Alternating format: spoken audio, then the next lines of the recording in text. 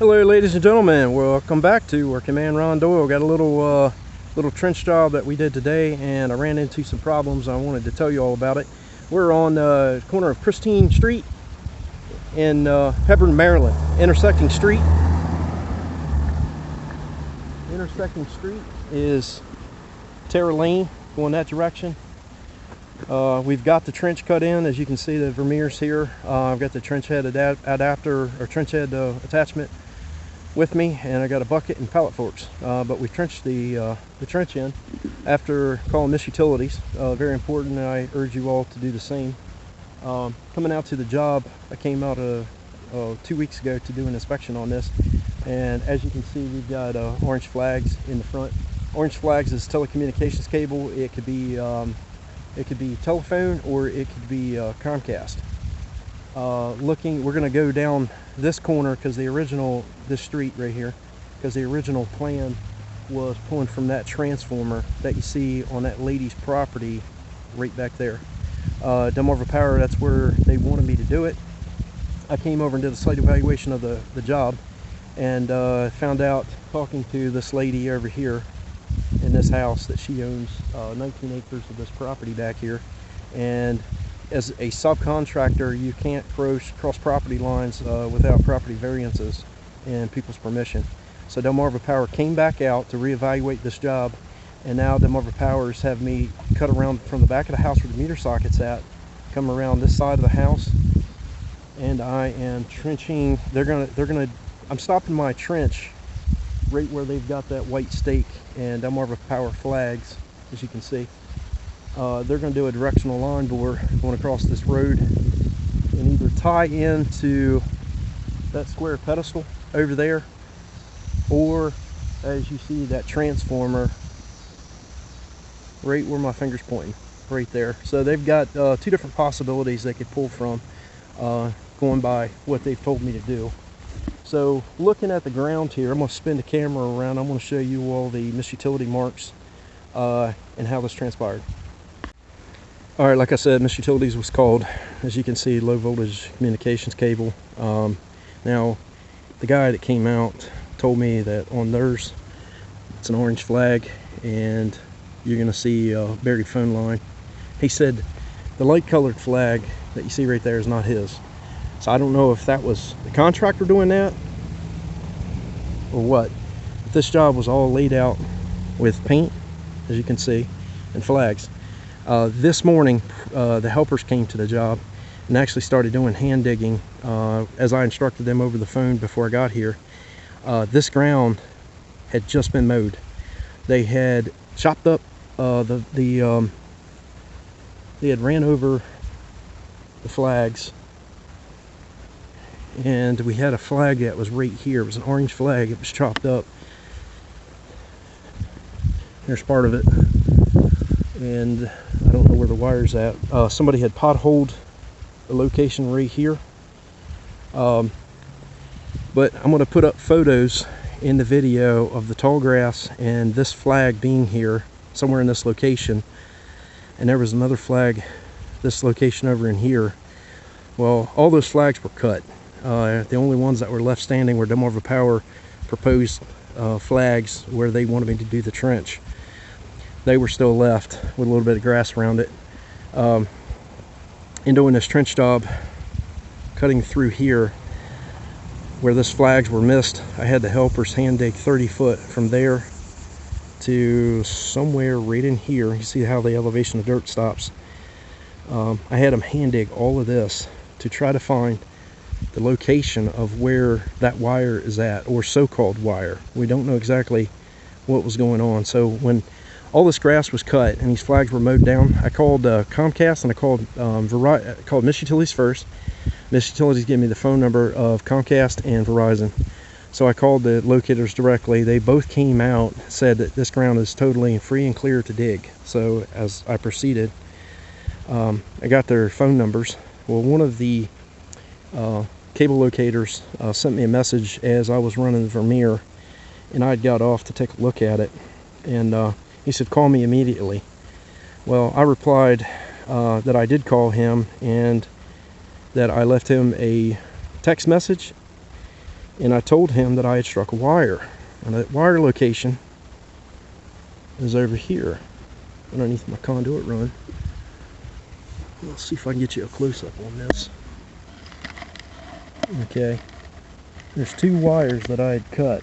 Now looking where they go through, they should go through directly across, but they got on their hands and knees. They could not find where these wires came through on this side of the ground. And we're at the end of the trench location where Delmarva Power wanted me to stop. Well, the wires that were cut are gel-filled Comcast wires. They're not telephone. So there is a single conductor. There's a single conductor in the very end of it. As you can see, it got mangled pretty good. And they are gel-filled. That's the gel that's in them. That's the glistening. There you can see the conductor. That's one copper conductor around a thick insulator, and that's for TV, internet, communications. So it's not a, it's not a telephone line. Well, both of the locators came out, and they were working together to try to figure out where that line and these 2 lines that I just showed you, where they're tagged off of. I was free and clear to dig. Of course, I'm at my destination where they wanted me to stop. The nearest mark, you can see the faint paint line on the ground right here, a little bit of orange. So he repainted it. This is the original mark. He said it came off the roadway from the pedestal right beyond that traffic sign. Comes across the ground, as you can see the orange lines. Go right across here. He said it does a hard 90, turns that direction. He did another relocate there. You can see the other flag is chopped up. He said it goes in a straight line. He said it goes in a straight line right through here. This flag is one that was mangled, so there's no wire on it. As you can see, they've done a number. Here's the wire for it. Bush hog chopped this up prior to me getting here, but this would have been somewhere in that location to line up with this orange paint right through here. Now, talking to them and walking around, I told them, I said, there's a line that's going through here, and they said there's nothing in there. We're suspecting that that may be a flag from the builder to site and point the house in the right location. So I walked them down this corner of the property. I'm gonna meet you all over there. Stay tuned. As you see, I'm coming up to this dumpster on this side, and Miss Utilities had been called out for a prior contractor. Well, you can see these orange. You see these orange flags. 1, 2, 3. There's orange paint over there. 4, 5. If you go up to these flags and you're looking down at this, let's see if I can show you here. Alright, that one doesn't have any red paint. You can see this red paint right here, right there, with an orange flag. Looking through here, you see that red paint? Red paint there, it's got an orange flag on it. That is a no-no. So this is very confusing to contractors that have to site evaluate and work with these. So, question, is that electric or is that telecommunications cable? You're supposed to stick with the same color. And as you can see, red with orange flags. Of course, this has been disturbed because they put in the sewer tap. And you can see the city's already been out, or I'm sorry, the town of Hebron has already been out to mark the sewer and the water. So the green is the sewer, and that blue line going across the road is the water going to the neighbor's house. Going across here to this pedestal, see red lines? See red lines? What do we have? A chopped up flag. See that, ladies and gentlemen? That's another chopped up flag. So the guys that were bush hogging just don't care about anybody but what they're doing. Here's another red line with an orange flag. Now, my speculation is that this red line is a power line. It goes around the street. It goes over to the transformer right there, sitting in that lady's backyard. The original plan is they wanted me to run conduit all the way over here, across the property margins, all the way up to the back of this house. And I told them I wasn't comfortable doing that. That's when they did another site evaluation, and then they did a change of plans going across the front. Contractors and homeowners that are doing this, stick with the same color and stop doing this crap. This is very confusing. It's a waste of my time and everyone else's time that's involved in trenching. We wasted about 6.5 hours of manual labor today, hand trenching, because there was 2 orange flags where they weren't supposed to be, indicating that there was a low voltage communication. Now this is an underground cable for, this was the phone company, it was Bell Atlantic. That's what the bell symbol's for. It's now Verizon. You can see telecommunications on the top. So if you look through here, you see orange flags going right up to that hill. I asked the guy that came by, and he said apparently there's a telecommunications cable that goes somewhere over there, and he didn't know where it stopped. He didn't have an explanation for it. I can't get them on camera, but this is kind of my proof is what happened here at this job location. Now I'll take you around the back of the house where the trench actually starts. So Delmarva Power requirements: we are required to put in 3-inch conduit now for residential services. This is a square D main meter and sub panel. There's another panel in the house, so this has an available 8 spaces that are available with this, but basically this is the service disconnecting means that would accommodate the new code that hasn't been mandated yet for the state of Maryland. So dropped a 3-inch conduit. Now with this particular panel meter socket combination, your feeders enter in to the breaker enclosure. So they give you a shield. It's incorporated into this product to get the direct feeds up and over, so you're not running direct non-fused feeders up into the meter socket. This makes this code compliant, and this shield, once you slide your feeders up, this shield actually will slide. It's tight, but this shield will slide down, fall into this groove to protect the unfused circuit, the unfused feeders that are going into this panel. So the biggest knockout that you can get with this particular enclosure is a 2.5. Well, Delmarva Power requirements are now with 3. This is a, let's see, it's an Arlington, I don't know if I can get you in there close enough. It's an Arlington product, but it is a 3 to a 2.5 inch reducer. There's your bridge bond block. They have 3 conductors. You got 3 conductors. You got your 2 hots, your neutral, and your ground going into the panel. So technically this is the main entrance. This is your service disconnect. Grounds and neutrals have to be separated past this point.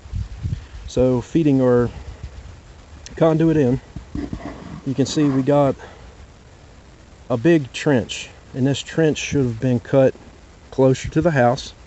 The laborers got to jump on it, got to jump on me before I got here, and they cut the trench over here. Well, I can only flex this conduit to what the trencher will cut for me. So I had to veer off of their location, cut my own trench. So there's wasted labor here, cutting my trench across. I want to show you how I get my, I manipulate the 3-inch conduit. It's fairly stiff. So we got it level going this direction, and it's not level, it's not perfectly level going this direction, but it's pretty consistent. So we have a 3-inch long sweep 90, as you can see. Each one of the conduit sections are belled end. We have 14 sticks of conduit, and we have two 36-inch long sweeps. Comes down to here. I'm gonna walk down the length of this trench with you. Pardon my the wind and my shakiness. I'm trying to keep it as still as I can. As you can see, conduit goes the whole length. That's the Delmarva Power requirement. Now the other requirements are from grade level to the top of the conduit has to be a minimum of 28 inches. So the bottom of my trench is 32. That makes the top of the conduit at 28. So you can see the whole trench path going to the end. Now the other requirement that they have, you can't go over 3 long sweep 90s, and we only have 2 in this particular job. So this basically a lot of waste of time. A lot of waste of time with people stabbing flags in the ground. Now, like I said, I'm going to show you pictures of where these flags were before they bush hogged them.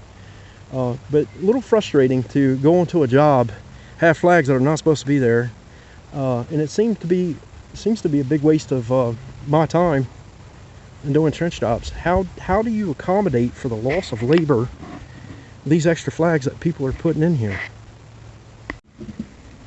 Well, ladies and gentlemen, that concludes the video presentation of striking an underground wire. It is quite possible that wire was actually trash wire that was left over from the job of them doing this whole development in here, and somebody got lazy, threw it in the hole as trash. I ended up cutting the wire, and I did what I was supposed to do. I called Miss Utilities back, told them I struck a wire, and I called out the individuals, and they came out and did a reevaluation, and I don't know what to say, and they don't know what to say. It's to the point where they said it's possible it's trash. Here's actually the original piece that I found. This is the width of my trencher. It's possible it's a loop that's in the ground. They tried tracing it. It didn't track back to any location. And they couldn't tell me if it was a continuous loop where it didn't connect through the trench. So the upsides and downsides of trenching, I can't help it, but if you're doing trench work like I'm doing, you are gonna cut wires. Hope to God it's not your fault, but there is a margin of error. It could be my fault. It could be the locator's fault. It could be something as simple as trash in the ground. What do you all think? Leave your comments down below. I hope you all liked the video presentation of cutting wires. I don't know what else to say, but God bless. I hope you all have a wonderful day. Until the next time, stay safe. Catch you later.